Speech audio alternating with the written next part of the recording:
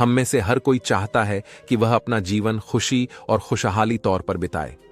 वह चाहता है कि उसका जीवन हमेशा सुखमय और आनंद में बना रहे। लेकिन अगर घर परिवार में झगड़ा होता रहे तो हम अपना जीवन किस प्रकार से आनंद में बिता सकते हैं? हम अपना जीवन सही प्रकार से कैसे जी सकते हैं? हम इस प्रकार हुए भविष्य को कैसे सुलझा सकते हैं? कभी कभी मन तो यह कहता है कि आज ही संसार को अलविदा कह दे।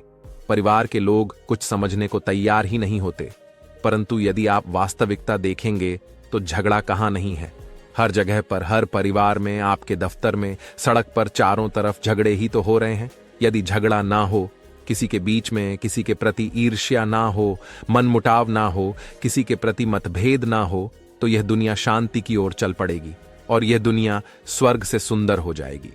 लेकिन शायद आपने यह बात तो जरूर सुनी होगी कि जहां पर दो बर्तन होते हैं वहां पर आवाज जरूर होती है। परंतु यहां पर वास्तविकता कुछ और ही है। हम मनुष्य भले ही एक साथ ना हो, किंतु यदि हम अकेले भी होंगे तब भी आवाज जरूर करते हैं।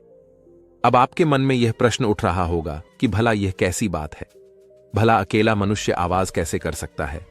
आपने देखा होगा कि अक्सर ही यदि कोई व्यक्ति अकेला भी हो तब भी वह अपने आप ही बड़बड़ाता रहता है। वह अपने आप से ही झगड़ता रहता है, अपने आप को ही कोसता रहता है, अपने आप को ही मनाता रहता है। और वह इसलिए क्योंकि यह दुविधा, यह संशय और यह मतभेद आपके मन में ही चल रहा है। इसलिए मेरी एक बात हमेशा याद रखिएगा, झगड़ा कहीं बाहर नहीं बल्कि वह हमारे साथ ही है, हमारे मन में चल रहा है। और जैसा कि आपने कई बार सुना होगा कि जैसा हमारे भीतर की दुनिया होती है, ठीक वैसी ही दुनिया हमें बाहर भी नजर आती है। और जब यह बाहर आता है तब आपके सामने आपको कोई ऐसा मिल जाता है जो पहले से ही अपने आप से झगड़ रहा होता है। और ऐसी अवस्था में जब आप दोनों मिलते हैं तो समाधान नहीं बल्कि समस्या खड़ी हो जाती है। और जब दो लोग ऐसे मिल जाते हैं तो वह समस्या छोटी होने की बजाय और भी विकराल रूप ले लेती है। और फिर उसके बाद क्या क्रोध, बवाल, मारपीट और न जाने क्या क्या। परंतु क्रोध के आवेश में आने के बाद जब हम ये सब कुछ कर चुके होते हैं और फिर जैसे जैसे हमारा मन शांत होता है, हमारा क्रोध शांत होता है, उसके बाद हम मासूम हो जाते हैं। हमारे मन में एक प्रकार का एहसास जाग उठता है। तब हमें अपनी गलतियों का एहसास होता है और हमें प्रतीत होता है कि हमने ऐसा क्यों किया, मुझे ऐसा नहीं करना चाहिए था, चाहे कुछ भी हो, ये मैंने गलत किया। मैं ऐसा नहीं कहता, सभी के साथ होता है। कुछ को अपनी गलतियों का एहसास हो जाता है, परंतु कुछ तो अड़ियल होते हैं, वह अपनी गलतियां कभी मानना ही नहीं चाहते। पता नहीं कुछ लोग जैसे महात्मा बुद्ध, महावीर, कबीर, गुरु नानक, जितने भी महापुरुष हैं, वह कैसे हर किसी समस्या का समाधान देते थे। यह प्रश्न तो आपके मन में भी उठता होगा। तो इसका सीधा सा जवाब यह है, उनका मन शांत था। उनका अपने आप से कभी कोई झगड़ा नहीं चलता था। वह भीतर से पूरी तरह से शांत थे और बाहरी दुनिया में उनके सामने चाहे कुछ भी क्यों ना हो रहा हो, उससे उनके जीवन पर कभी कोई फर्क नहीं पड़ता था। और जो व्यक्ति इसी तरह से शांत होना जानता है, जिसके भीतर किसी प्रकार का द्वंद नहीं चल रहा, जिसका मन बिल्कुल शांत है, ऐसे व्यक्ति को जब आप अपनी समस्या बताते हैं तो वह शांत रूप से उस समस्या के समाधान के बारे में सोच पाता है। वह वास्तविक रूप में उस समस्या के बीच में छुपे हुए उस समाधान को भी देख पाता है। परंतु हम नहीं देख पाते और हम देखेंगे भी कैसे, क्योंकि हम तो परेशान हैं, चिंतित है। हमें तो केवल समस्या नजर आ रही है और हम उसका समाधान चाहते हैं। हम तो बस सोच में डूबे रहते हैं कि किसी तरह से बस मुझे इस समस्या से छुटकारा मिल जाए। और यही द्वंद युद्ध आपके मन के भीतर भी चल रहा होता है। और यह झगड़ा कभी समाप्त होने का नाम ही नहीं लेता, बल्कि वह निरंतर दिन प्रतिदिन बढ़ता ही चला जाता है। जिस प्रकार अभी आपके मन में एक द्वंद युद्ध चल रहा है, आप यह सोच रहे हैं कि हम सभी ने इतनी सारी बेकार की बातें तो कर ली, लेकिन अब तक हमने यह नहीं जाना कि आखिर घर के झगड़ों को किस प्रकार सुलझाया जाए, घर में किस प्रकार शांति लाई जाए, कैसे आपका घर ऐसा बन सकेगा जहां आकर आपको भी सुकून मिले, ना कि आपका सुकून छिन जाए। घर एक ऐसी ही जगह है जहां आकर आपको सुकून मिलता है, परंतु अधिकांश लोगों के घर आने के बाद उनका सुकून छिन जाता है और फिर ऐसे लोग अलग अलग राहों पर निकल पड़ते हैं। अर्थात वे लोग गलत राह पकड़ लेते हैं, जैसे कि मदिरापान या फिर तरह तरह के गलत चीजों का उपयोग करने लग जाते हैं। परंतु वह यह भूल जाते हैं कि इससे उनकी समस्या का कोई समाधान नहीं होने वाला, बल्कि आने वाले समय में उनके लिए एक और बड़ी समस्या खड़ी हो जाएगी। तो अब यहां पर प्रश्न ये है कि फिर हमें ऐसी अवस्था में क्या करना चाहिए? हमें घर पर किस प्रकार से शांति लानी चाहिए? किस प्रकार से हमारे घर में सुकून आएगा? तो चलिए इसे एक बौद्ध कहानी के माध्यम से समझते हैं। बहुत समय पहले की बात है। एक नगर में एक युवक रहता था जिसका परिवार फला फूला था और वह बहुत खुश भी रहता था। लेकिन कुछ वर्षों बाद ही उसके परिवार में झगड़े होने लगे, जिस कारण वह बहुत परेशान रहने लगा था। रोज के झगड़े देख देख कर वह बहुत चिंतित हो चुका था। वह तो घर में सुख और शांति चाहता था, पर ऐसा हो नहीं रहा था, जिसके कारण उसे क्रोध आने लगा था और वह क्रोध में कभी कभी अपना आपा भी खो बैठता था। देखते ही देखते उसके घर की यह समस्या लगातार बढ़ती ही जा रही थी।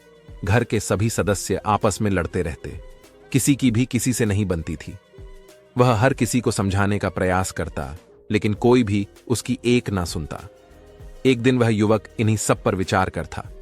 तभी उसके मन में ख्याल आया, मैंने तो सोचा था कि घर में सब लोग एक साथ रहेंगे, घर में सुख शांति रहेगी, हम लोग हंसते खेलते अपना जीवन यूं ही बिता देंगे।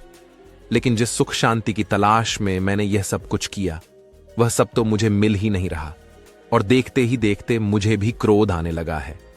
और यदि मैं भी इसी प्रकार क्रोध करता रहूंगा तो फिर घर में सुख शांति कैसे आएगी? उसने अपनी गलती समझी और उसने तरह तरह के उपाय करने शुरू किए। जो कोई भी उसे जो भी बताता वह सब कुछ करने लगा था, टोने टोटके, और यहां तक कि उसने कई प्रकार के रीति रिवाज भी अपनाए।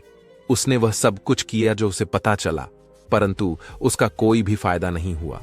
उसकी पत्नी भी उसके साथ हर दूसरे तीसरे दिन किसी न किसी बात को लेकर उससे लड़ पड़ती थी। फिर चाहे बात कितनी भी छोटी क्यों ना हो, वह हमें लड़ते रहते, झगड़ते रहते। वह अपनी पत्नी को समझाने की कोशिश करता।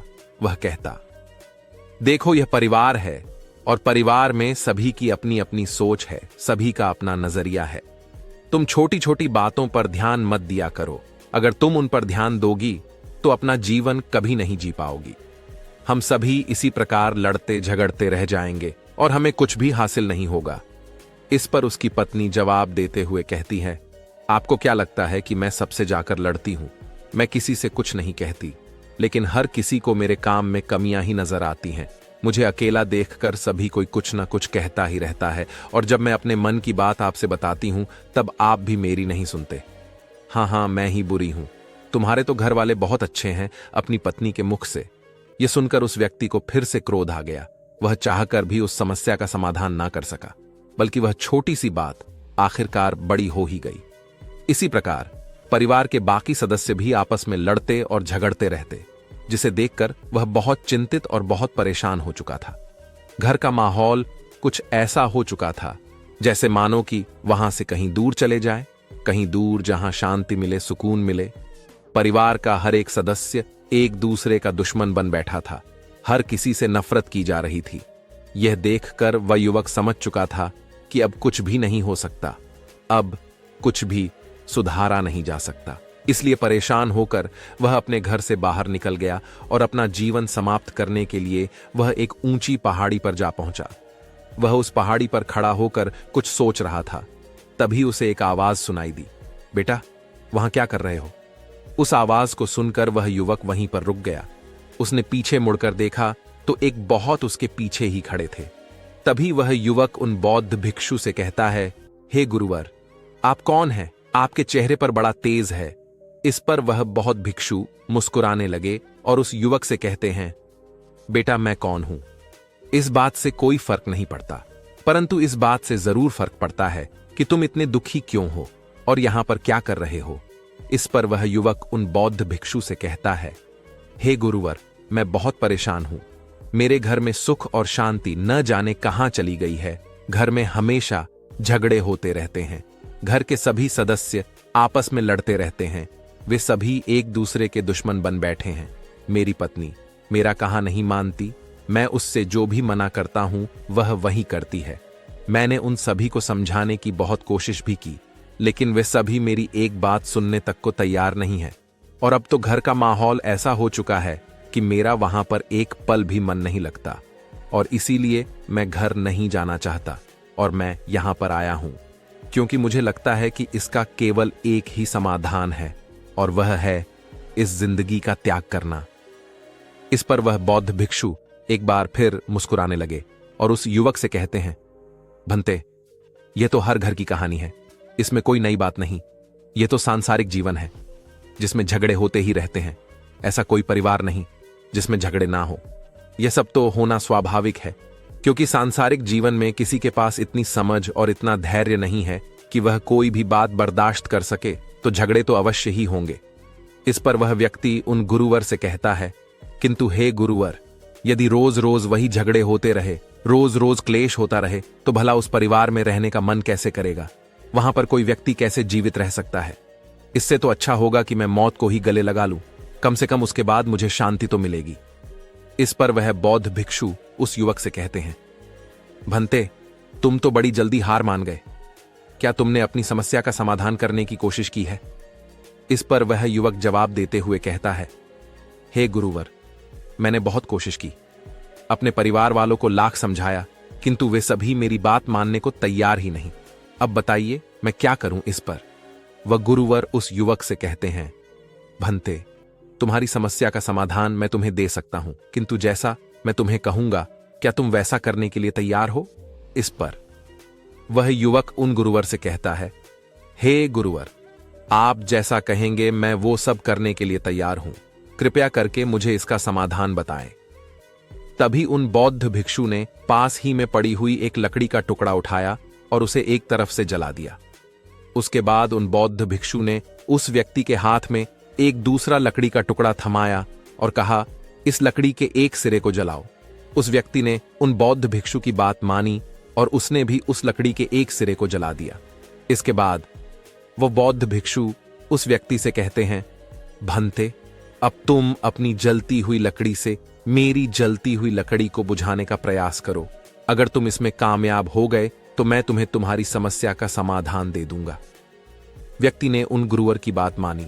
उसने एक जलती हुई लकड़ी से दूसरी जलती हुई लकड़ी को बुझाने का प्रयास किया, परंतु वह उसे बुझा ना सका, बल्कि जब वह दोनों लकड़ी आपस में मिल गई तो वे दोनों लकड़ियां और भी तेज जलने लगी। फिर भी उस व्यक्ति ने हार नहीं मानी। वह लगातार उन्हें बुझाने की कोशिश करता रहा, लेकिन वह उस आग को बुझा न सका और देखते ही देखते वो दोनों लकड़ियां जलकर राख हो गईं। इस पर वह बौद्ध भिक्षु उस युवक से कहते हैं, भंते, कोई बात नहीं, मैं तुम्हें दूसरा मौका देता हूं। इतना कहकर उन्होंने पास में पड़ी हुई एक और लकड़ी का टुकड़ा उठाया और उसे एक तरफ से जला दिया और एक दूसरी लकड़ी उस व्यक्ति के हाथ में थमाते हुए उससे कहते हैं, भंते, इसे मत जलाना। जब तुम्हारी लकड़ी जली नहीं होगी तो तुम मेरी इस जलती हुई लकड़ी को आसानी से बुझा सकते हो, और यदि तुमने ऐसा कर लिया तो मैं तुम्हें तुम्हारी समस्या का समाधान अवश्य दे दूंगा। उस व्यक्ति ने उन गुरुवर की बात मान ली। उसने उन गुरुवर की जलती हुई लकड़ी की आग को अपनी लकड़ी से बुझाने की कोशिश की, परंतु अब की बार भी वह उस आग को बुझा ना सका, बल्कि जैसे ही वह सूखी लकड़ी उस आग वाली लकड़ी की चपेट में आई, वह भी जलने लगी और अंत में देखते ही देखते वह दोनों लकड़ियां जलकर राख हो गईं। यह देखकर वह व्यक्ति बड़ा निराश हो गया। उसे समझ नहीं आ रहा था कि आखिर वह उस आग को किस प्रकार बुझाए। वह मन ही मन समझ चुका था कि अब उसे उसकी समस्या का समाधान नहीं मिलेगा, जिस कारण वह बिल्कुल भी नीरस हो गया। आंखों में आंसू लिए वह उस लकड़ी को देखता ही रह गया। इस पर वह बौद्ध भिक्षु मुस्कुराने लगे और उस युवक से कहते हैं, भंते, निराश मत हो, मैं तुम्हें तीसरा मौका देता हूं। इतना कहकर उन गुरुवर ने एक और लकड़ी का टुकड़ा उठाया और उसे एक तरफ से जला दिया। गुरु के हाथों में जो लकड़ी थी वह जल रही थी। इस पर उन गुरुवर ने उस युवक से कहा, भंते, अब तुम मेरी इस जलती हुई लकड़ी की आंख बुझाने की कोशिश करो। अब की बार यदि तुमने इस आग को बुझा दिया तो मैं तुम्हें तुम्हारी समस्या का समाधान दे दूंगा, और इस बार मैं तुमसे यह नहीं कहने वाला कि तुम इसे केवल एक लकड़ी के माध्यम से ही बुझाओ। इस बार यह तुम्हारे हाथों में, तुम जैसे भी चाहो इस लकड़ी की आग को बुझा सकते हो। यह सुनकर वह युवक बहुत खुश हुआ वह भागा भागा गया और पास ही के तालाब से कुछ पानी भरकर लाया और उसने उस पानी को उस लकड़ी पर गिरा दिया। देखते ही देखते लकड़ी की आग पूरी तरह से बुझ गई। यह देखकर उन गुरुवर ने वो लकड़ी हाथों में ली और फिर उसे जमीन पर रख दिया और चुपचाप बिना कुछ कहे वहां से जाने लगे। इस पर वह युवक समझ नहीं पाया कि आखिर क्या हुआ। तभी वह उन गुरुवर को आवाज देते हुए कहता है, हे गुरुवर, आप कहां जा रहे हैं? आपने तो मुझे मेरी समस्या का समाधान दिया ही नहीं। इस पर वो बौद्ध भिक्षु उस व्यक्ति से कहते हैं, भंते, मैंने तुम्हें तुम्हारी समस्या का समाधान दे दिया है, क्या अभी तक तुम्हें वह नहीं मिला? इस पर वह युवक कहता है, हे गुरुवर, आप मेरा मजाक क्यों उड़ा रहे हैं? अभी तक तो आपने मुझसे कुछ भी नहीं कहा, तो फिर आपने मुझे मेरी समस्या का समाधान कब बता दिया? इस पर वह बौद्ध भिक्षु उस युवक से कहते हैं, भंते, ध्यान से सुनो और समझने का प्रयास करो। जब मैंने पहली लकड़ी को जलाया और तुमने उसे दूसरी जलती हुई लकड़ी से बुझाने की कोशिश की थी, तो दोनों लकड़ियां और अधिक तेजी से जलने लगी थीं और बहुत ही जल्द वह जलकर राख भी हो गई। ठीक इसी प्रकार से यदि हम घर के झगड़ों को सुलझाने की कोशिश नहीं कर रहे हैं, तो इसका मतलब यह हुआ कि आग दोनों ही तरफ से जल रही है, और जब तक यह आग दोनों तरफ से जलती रहेगी तब तक वह झगड़ा कभी समाप्त नहीं होने वाला, बल्कि वह और भी तेजी से बढ़ता ही चला जाएगा, और यह तब तक बढ़ता रहेगा जब तक कि झगड़ा करने वाले ही समाप्त ना हो जाए। आगे वो गुरुवर उस युवक से कहते हैं, भंते, दूसरी बार जब मेरी लकड़ी जल रही थी और तुमने अपनी लकड़ी से उसे बुझाने की कोशिश की थी, तब थोड़ी देर बाद ही तुम्हारी लकड़ी भी जलने लगी थी। हाँ, यह बात और है कि उसे जलने में थोड़ा अधिक समय लगा, किंतु कुछ देर बाद वे दोनों भी जलकर पूरी तरह से राख हो गई।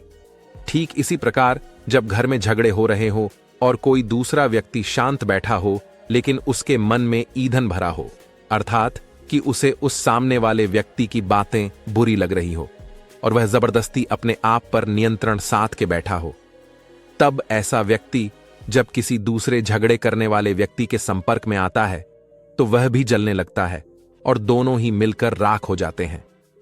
आगे वह बौद्ध भिक्षु उस युवक से कहते हैं, भंते, तीसरी बार जब मेरी लकड़ी जल रही थी और तुमने उसे बुझाने के लिए पानी का इस्तेमाल किया, जो उसके बिल्कुल विपरीत है, उस जलती हुई लकड़ी के पानी के प्रभाव में आने से ही उस लकड़ी की आग शांत हो गई और वह बुझ गई। परंतु क्या तुमने उस पर ध्यान दिया? अब वह पहले जैसी नहीं रही। उसका कुछ हिस्सा अब जल चुका है, परंतु अब भी वह पूरी तरह जलने से बच चुकी है। ठीक इसी प्रकार जब घर में झगड़े हो रहे हो तो उस घर में किसी एक को पानी की तरह होना चाहिए, बिल्कुल शांत और शीतल। जब पानी भी आंख के प्रभाव में आता है तो उसे भी तकलीफ होती है, उसे भी कष्ट होता है, तभी तो वह भाप बनकर उड़ने लगता है, परंतु फिर भी वह आग को बुझा ही देता है। और वह लकड़ी जिसमें आग लगी हुई है वह कुछ समय के लिए गर्म रहती है, परंतु धीरे धीरे वह भी ठंडी हो जाती है। और हमारे झगड़ों की असली वजह भी यही है कि हम एक दूसरे को समझे बिना केवल अपने आप को सही मानकर दूसरे का व्यवहार वैसा रखने की कोशिश करते हैं जैसा कि हम चाहते हैं। हम दूसरों पर नियंत्रण साधना चाहते हैं, लेकिन क्यों? हम ऐसा क्यों चाहते हैं कि कोई भी हमारे वश में हो, वह केवल हमारा? कहना माने ऐसा क्यों? जबकि हम में से अधिकांश लोग जलती हुई लकड़ी की तरह है, तो कुछ लोग उस सूखी हुई लकड़ी की तरह है। हर कोई अपने अंदर ईंधन भरे हुए घूम रहा है, और जैसे ही उन्हें एक चिंगारी मिलती है कि वह जल उठते हैं, झगड़ा हो जाता है, परिवार में अनबन हो जाती है, और फिर उस झगड़े को सुलझाने वाला वहां पर कोई नहीं होता, उस आग को वहां पर बुझाने वाला कोई नहीं होता, क्योंकि हर किसी की नजर में वही सही है। इस पर वह युवक उन गुरुवर से कहता है, हे गुरुवर, आप सत्य कहते हैं, परंतु कृपया करके मुझे यह बताइए कि पानी की तरह कैसे बना जाए। इस पर वह बौद्ध भिक्षु उस युवक को जवाब देते हुए कहते हैं, भंते, शांत होकर दूसरों के लिए मन में बैर ना रखकर और यह समझकर कि झगड़े का हल झगड़ा नहीं होता, झगड़े का हल तो समाधान होता है, और समाधान प्रेम से होता है। प्रेम ही वह पानी है जो बड़े बड़े झगड़े को शांत करने की क्षमता रखता है। अपने भीतर नफरत की जगह प्रेम उत्पन्न करो और ऐसे बन जाओ कि कोई तुम्हें लाख जलाने की कोशिश क्यों ना कर ले, पर तुम शांत बने रहो। आगे वह गुरुवर उस युवक से कहते हैं, भंते, समझने की कोशिश करो, जीवन इन छोटे छोटे झगड़ों में नहीं है, जिसने भी इन छोटे मोटे झगड़ों में अपना जीवन नष्ट कर दिया, वह अपना जीवन कभी नहीं जी सकता और तुम भी वही गलती कर रहे हो। इसलिए घर वापस जाओ, पानी की तरह शांत होकर अपने घर वालों को समझाने की कोशिश करो, उन्हें अपने पास बुलाओ, क्योंकि सभी ईंधन लिए घूम रहे हैं, इसलिए उनमें फिर से झगड़ा होने की संभावना है। परंतु अगर तुम शांत रहोगे तो तुम उन पर नियंत्रण भी साध सकोगे, अर्थात तुम उन्हें अलग अलग समझा सकते हो और समस्या की जड़ तक पहुंच सकते हो। और एक बार यदि तुम उसकी जड़ तक पहुंच गए तो तुम उसका समाधान भी अवश्य ही खोज लोगे। ज्यादातर झगड़े इसलिए नहीं रुक पाते क्योंकि वह झगड़े का समाधान झगड़े से करने की कोशिश करते हैं, और तुम भी यही कर रहे हो। इसलिए लड़ो मत, लड़ने से कुछ हासिल नहीं होगा। शांति रखो, समाधान अवश्य नजर आएगा।